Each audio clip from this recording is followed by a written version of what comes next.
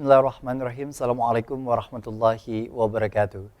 Bagaimana kabar Anda pemirsa Duta TV? Senang sekali rasanya saya Gusti Muhammad Hermawan dapat menjumpai Anda dalam program Majelis Sore, Majelis Kita Semua. Dan seperti biasa, kita menghadirkan narasumber dari UIN Antasari Banjarmasin yang insya Allah kita akan membahas seputar kajian-kajian Islami. Dan pada kesempatan kali ini, seperti biasa saya Gusti Muhammad Hermawan akan mengajak para pemirsa di rumah untuk belajar bersama-sama, mengaji bersama-sama. Dan pada kesempatan kali ini, tema yang sangat menarik, yakni persahabatan dengan alam. Telah hadir bersama kita, yakni ada Bapak Dr. Haji Sukarni, MAG. Assalamualaikum. Waalaikumsalam warahmatullahi wabarakatuh. Masya Allah. Sehat Pak ya? Alhamdulillah sehat. Alhamdulillah. Pada kesempatan kali ini kita masih berada di suasana bulan Syawal. Ini kan menuju ke Idul Adha lagi, insya Allah di bulan depan ya Pak ya. Insya Allah. Sekitar 1,5 bulan lagi. Betul betul. Dan pada kesempatan kali ini juga rasanya kalau kita bicara mengenai suasana Idul Fitri, Ramadan dan kemudian juga hal lainnya, memang terasa sekali perbedaan suasana, nuansa dan lain sebagainya. Padahal di alam yang sama sebenarnya. Dengan kondisi yang kemudian juga kondisi seperti ini, artinya begitu besar makna kita di dalam sebuah kehidupan, terutama dalam pemaknaan alam di waktu yang betul-betul istimewa. Nah, tema kita hari ini yakni persahabatan dengan alam. Kalau boleh tahu, dan kita ingin dengarkan bersama sebagai pembuka terkait dengan tema yang ingin dibahas hari ini. Silakan. Terima kasih. Assalamualaikum warahmatullahi wabarakatuh. Waalaikumsalam. Para pemirsa Duta TV yang dirahmati Allah. Tema kita kali ini sebagaimana tema-tema sebelumnya yang saya sampaikan melalui Majelis Sore Duta TV ini adalah bagaimana kita membangun relasi dengan alam semesta yang tujuannya adalah untuk membangun kehidupan lingkungan yang lebih baik. Sebagaimana kita ketahui bahwa hubungan manusia dengan alam itu terdiri dari berbagai bentuk ya. Ada manusia itu yang melihat alam itu sebagai benda mati, kemudian dia dipersepsi sebagai pelayan manusia. Itulah yang kita sebut dengan antroposentrisme. Jadi manusia menganggap dirinya sebagai sentral dari semuanya, sehingga dia merasa bebas melakukan tindakan apa saja terhadap alam. Dan akhirnya alam itu rusak, parah. Bahkan kemudian alam itu memberikan respon yang sangat berbahaya kepada manusia dalam bentuk berbagai macam bencana. Dan itu kita saksikan sekarang ini. Tapi ada juga orang yang melihat bahwa alam itu adalah saudaranya. Nah, inilah yang kita bahas pada sore hari ini dalam tema persahabatan dengan alam. Ya. Sebenarnya saya terinspirasi mengangkat tema ini dari sebuah buku ya, buku yang ditulis oleh Karen Armstrong, Sacred Nature, ya, alam suci ya, bagaimana kita membangun relasi antara manusia dengan alam. Yang ujungnya itu adalah untuk menempatkan alam itu sebagai saudara ya. Jadi kalau Nabi mengatakan manusia dengan seorang mukmin dengan mukmin yang lain itu bersaudara ya. Nah, sekarang kita kembangkan lagi, seorang manusia dengan alam lingkungannya adalah bersaudara. Apabila saudaranya sakit, maka dia juga mesti merasakan sakitnya juga ya. Jadi kalau dalam hadis itu ijastakal adwu istakal jasadu kulluh. Apabila salah satu bagian dari tubuh itu sakit, maka seluruh tubuh itu akan merasakan sakitnya. Nah, ini kita kembangkan teori ini dalam bentuk persahabatan manusia dengan alam. Artinya apabila alam itu merasa sakit, maka sebenarnya juga dia harus merasa sakit ya. Karena nanti secara faktual alam yang rusak, kerusakannya itu kan akan menimpa kepada manusia. Nah, contoh yang sangat sederhana sekarang misalnya terjadi pemanasan global. Apa yang terjadi dengan pemanasan global ini adalah meningkatnya suhu bumi. Ketika suhu bumi meningkat, maka apa yang terjadi? Iklim, musim itu tidak lagi teratur. Kalau dulu saya masih ingat kalau bulan Ramadan itu mungkin identik dengan musim panen gitu ya. Nah, sekarang ada yang panen, ada yang baru menanam padinya, ada juga yang kekeringan, bahkan banyak juga yang banjir kan. Betul. Di suatu pulau yang sama ada yang kering, ada yang banjir dan sebagainya. Jadi ini menunjukkan bahwa persahabatan manusia dengan alam yang tidak harmonis itu menyebabkan bencana-bencana yang menimpa kita, dan itu sudah kita rasakan di abad ke-21 ini. Nah, oleh karena itulah melalui media ini kita mencoba mengkampanyekan bagaimana kita membangun persahabatan dengan alam. Kira-kira seperti itu pengantar kita pada siang hari ini. Masya Allah, artinya memang kalau kita hidup sebagai makhluk, begitu Pak ya, Betul. memposisikan diri sebagai makhluk yang tentunya juga hidup di sebuah alam atau sebuah tempat tertentu, maka tidak menjadi sebuah hal yang sebenarnya harus ada aturan tertulisnya lagi. Ya. Sejauh mana kita sepandai-pandai untuk kemudian juga melakukan perawatan alam itu sendiri dengan sebaik-baiknya. Namun terkadang kondisi seperti ini kita pahami bahwa memahami akan menjaga alam, kemudian juga bersahabat dengan alam, artinya mengenali satu sama lain hingga pada tahapan di mana apa yang menjadi kelebihan dari alam itu sendiri seringkali kemudian dimanfaatkan peruntukannya. Manfaat di sini sendiri kan memang terdapat dua perspektif begitu Pak. Ada yang memang betul-betul dalam pemanfaatan yang secara langsung begitu, lalu kemudian juga dimaknai untuk pemenuhan kebutuhan hidup seperti misalnya pangan dan lain sebagainya. Namun di satu sisi lain kita tahu juga bahwa ada beberapa hal keistimewaan alam yang kemudian juga dimanfaatkan untuk bagian-bagian dalam ranah-ranah yang mungkin sudah tahapannya eksploitasi begitu. Hingga pada tahapan di mana mungkin bagi sebagian ini menguntungkan, tapi bagi sebagian banyaknya lagi ini begitu merugikan, terutama di kawasan sekitar.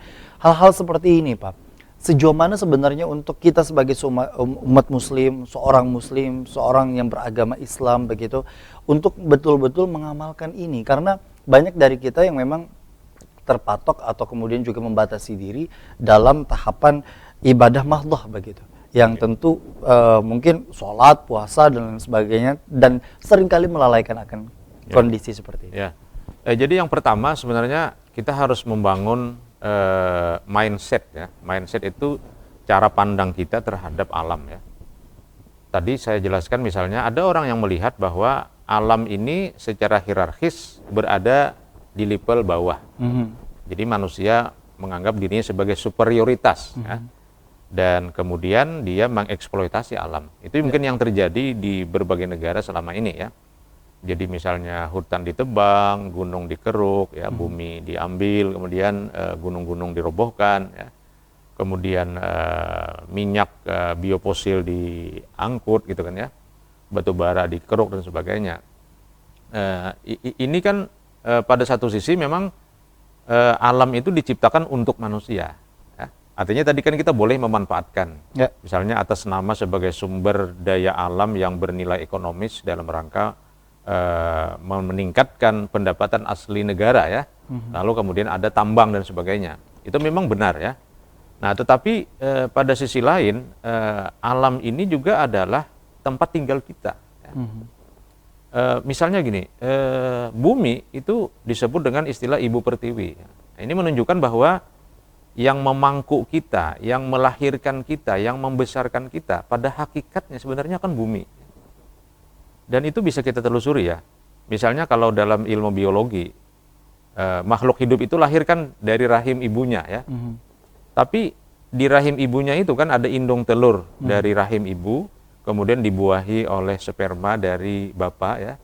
Tapi indung telur sperma ini kan dari alam kan? Betul. Dari makanan yang kita makan. Maka oleh karena itu Tuhan menjelaskan misalnya dalam Al-Quran bahwa manusia itu diciptakan dari tanah. Bukan hanya Nabi Adam yang diciptakan dari tanah, tapi seluruh manusia pada hakikatnya dari tanah. Jadi berarti kan tanah, bumi yang menjadi tempat tinggal kita dan seluruh makhluk yang lain seperti binatang dan tanaman, sungai, laut, gunung dan sebagainya. Itu adalah bukan hanya saudara sebenarnya, tapi ibu kita yang melahirkan kita. Nah, ketika kita menganggap alam sebagai ibu kita, bumi sebagai ibu kita, alam sebagai saudara kita, nah dari sinilah nanti akan terbangun cara bersikap, ya, cara berperilaku, tindakan-tindakan yang dalam tanda petik menghormati terhadap alam. Jadi perilaku itu lahir atas mindset yang kemudian juga sudah dibangun. Jadi istilah globalisasi itu sebenarnya bukan hanya dalam pengertian antar manusia pada semua sudut bumi itu bersaudara. Kalau saya memahami globalisasi itu dalam arti seluruh makhluk Tuhan itu bersaudara. Bukan hanya antar manusia, tapi antara kita dengan buaya, gitu, antara kita dengan ikan, antara kita dengan kucing, antara kita dengan pohon, itu kita bersaudara. Artinya kita boleh memanfaatkan mereka, tapi dengan tanpa menyakiti mereka. Nah, itulah yang harus kita lakukan. Nah, selama ini yang terjadi kan, kita terus melakukan eksploitasi terhadap alam ini tanpa menghiraukan nasib dari mereka, karena persepsi kita alam ini mati ya. Nah, nanti kita akan coba jelaskan sebenarnya alam ini hidup. Nah, kondisinya seperti itu. Bahkan kita juga pernah mendengar, mungkin para pemirsa juga pernah mendengar begitu ya, bahwa setiap dari makhluk hidup, baik itu bukan hanya manusia ataupun juga binatang, namun juga para tanaman-tanaman ternyata berzikir kepada Allah dan bersalawat. Nah, ini nanti yang akan menjadi bahasan kita. Dan merusak yang kemudian juga ada di lingkungan-lingkungan sekitar ini sendiri, bukan hanya seputar penambangan, Pak ya, tapi juga penyetruman ikan dan lain sebagainya di tengah-tengah masyarakat kita yang mungkin seringkali itu diabaikan, ternyata itu pun juga merusak bagian dari lingkungan. Nah, bicara mengenai kerusakan, pasti akan ada solusi. Namun bukan hanya solusi yang sebenarnya diharapkan, adanya tindakan pencegahan. Nah, pencegahan seperti apa? Atau hal-hal yang kemudian juga dapat menyadarkan kita. Adakah riwayat-riwayat atau kisah-kisah para anbiya atau kemudian juga para sahabat, terutama dalam mencintai akan lingkungan? Kita akan bahas insya Allah di segmen berikutnya. Tetaplah bersama kami dalam program Majelis Sore, Majelis kita semua.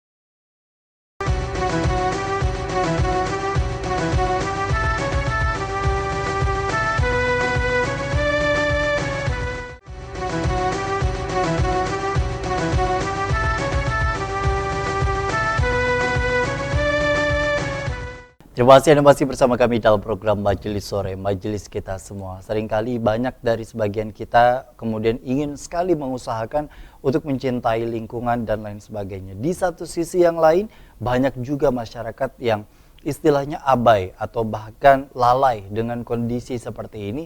Sehingga bagi yang kemudian sudah semangat untuk mencintai alam dan kemudian juga ingin menggalakkan untuk mengajak masyarakat untuk bersama-sama mencintai alam dan menjaga alam ini sendiri, makin hari makin kurang karena merasa apa yang dilakukan ini tidak sebanding dengan apa yang kemudian tidak dilakukan secara baik-baik oleh bagi sebagian yang lain, begitu Pak. Seringkali saya tidak ingin menyebutnya sebagai hal yang sia-sia karena tidak ada yang sia-sia, tentunya pasti bagi aktivis atau kemudian juga bagi para penggiat lingkungan ini sendiri kan sudah betul-betul mereka kita patut apresiasi begitu atas tindakan-tindakan yang mereka lakukan atas kondisi seperti ini. Namun tidak banyak juga bahkan mendominasi mungkin kalau bisa dibilang, bukan hanya bagi masyarakat yang betul-betul abai, apalagi ditambah dengan hadirnya bisnis-bisnis yang mungkin bentuknya adalah berkaitan dengan sumber daya alam itu sendiri.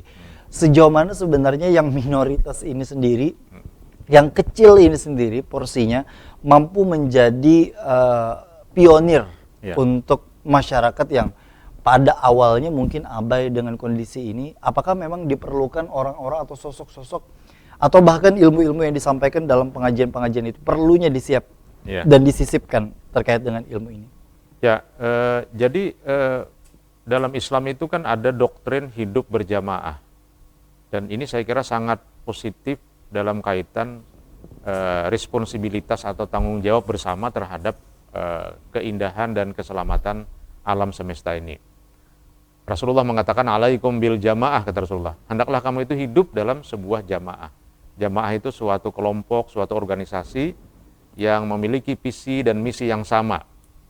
Kalau dalam Islam itu latihan berjamaah itu adalah dalam sholat. Dalam sholat itu ada imam yang melakukan komando yang sama, imam angkat takbir, rukuk dan seterusnya, dan yang di belakangnya namanya makmum mengikuti terhadap imamnya. Nah, itulah juga yang harus kita terapkan dalam kaitan dengan kesadaran bersama terhadap soal-soal lingkungan hidup ya. Nah, oleh karena itu nanti tidak akan terjadi lagi misalnya ada segelintir orang yang peduli terhadap lingkungan, tapi banyak gelintirnya yang lain yang tidak peduli dengan lingkungan. Ya. Kalau di Banjarmasin ini seingat saya, misalnya ada komunitas Melingai namanya, masyarakat peduli sungai. Mereka itu mendatangi sungai-sungai, membersihkan. Nah, tetapi yang membuang sampah dan mengotori sungai mungkin lebih banyak lagi. Betul. Nah, padahal setiap bencana yang menimpa terhadap masyarakat itu tidak akan hanya menimpa orang-orang yang berlaku tidak baik terhadap lingkungan, tapi juga akan menimpa ke seluruh umat manusia. Dalam Al-Quran dikatakan misalnya, wattaqu fitnatal la tusibanna allazina zalamu minkum khassah. Hendaklah kamu takut dengan cobaan, ujian, bencana yang bukan hanya menimpa kepada orang-orang yang zalim saja, tetapi akan menimpa kepada keseluruhan. Nah, itulah kesadaran global, kesadaran bersama terhadap lingkungan inilah yang harus kita bangun sebenarnya untuk melihat untuk memasuki suatu nuansa persaudaraan yang akrab antara kita dengan alam semesta. Saya kira itu yang menjadi kuncinya Pak. Ya. Kalau boleh disampaikan Pak, terutama sebagai kesimpulan dalam kesempatan kali ini, kita sebagai umat Muslim tentunya juga mengharapkan dan insya Allah setelah mendengar ini paling tidak ada hal-hal mindset yang mungkin sedikit banyaknya kita lakukan persiapan untuk melakukan perubahan itu sendiri. Hal apa sebenarnya, hal kecil apa yang kemudian bisa kita lakukan untuk bisa memulai dan kemudian juga melakukan perubahan terutama dalam menjalin persahabatan dengan alam. Yang pertama yang harus kita pahami bahwa setiap partikel alam apapun dia ya, yang kecil yang besar ya, lautan, daratan, gunung dan sebagainya, itu adalah tanda keberadaan Allah ya. Dalam Al-Quran disebut dengan ayat ya. Ayat-ayat Allah. Jadi artinya kalau itu ayat Allah, milik Allah, tanda keberadaan Allah, maka ketika kita memperbaikinya, sebenarnya kita melakukan hubungan baik dengan Allah. Tapi ketika kita merusaknya, melakukan tindakan yang zalim terhadap alam, sebenarnya juga kita membangun hubungan yang tidak baik dengan Allah. Berarti kita melakukan suatu kemaksiatan kepada Allah Subhanahu wa taala. Oleh karena itulah sebenarnya tindakan persahabatan kita dengan alam itu juga merupakan persahabatan kita dengan Allah Subhanahu wa taala. Jadi takarrub kita, pendekatan diri kita kepada Allah bukan hanya dalam bentuk zikir secara langsung kepada Allah, bukan hanya dalam bentuk salat, ya, rukuk dan sujud kepada Allah, tapi dalam rangka membangun keakraban dan memelihara dengan baik alam semesta, itu pun juga merupakan takarrub kita kepada Allah Subhanahu wa taala. Saya kira itu kesimpulan kita ya. Itu yang menjadi kesimpulan kita. Insya Allah bagi kita sebagai umat muslim diberikan kemudahan Pak ya untuk kemudian Amin. juga melakukan istilahnya pahala-pahala ekologis itu Betul, tadi ya. yang tentunya juga paling tidak Sedekah pohon. sedekah-sedekah pohon dan paling tidak menjaga lingkungan untuk kita agar membuang sampah betul-betul pada tempatnya, tidak kemudian juga dengan mudah atau ringan tangan kita membuang putung rokok, bekas tisu dan lain sebagainya ketika lagi di mobil, pada saat berkendara dan lain sebagainya, karena hal-hal seperti itulah yang kemudian juga hari ini dianggap sebagai sebuah kenormalan yang tidak ada bagi sebagian kita yang berani untuk menegur orang ketika melakukan kesalahan itu, padahal betul-betul itu memang salah begitu Pak ya, yang tentunya juga menjadi bagian dari kita. Setidaknya ketika orang lain melakukan untuk itu, ada pembelajaran untuk kita bahwa tidak sampai melakukan itu, bukan hanya untuk diri kita, minimal untuk orang yang ada di rumah kita, insya Allah. Amin. Terima kasih Pak Sukarni, Sama-sama. terima kasih juga bagi para pemirsa yang di rumah yang sudah menyaksikan program Majelis Sore pada kesempatan kali ini. Semoga tayangan ini bisa menjadi tuntunan dan insya Allah diberkahi oleh Allah Subhanahu Wa Taala. Terima kasih. Wassalamualaikum warahmatullahi wabarakatuh. Waalaikumsalam warahmatullahi wabarakatuh.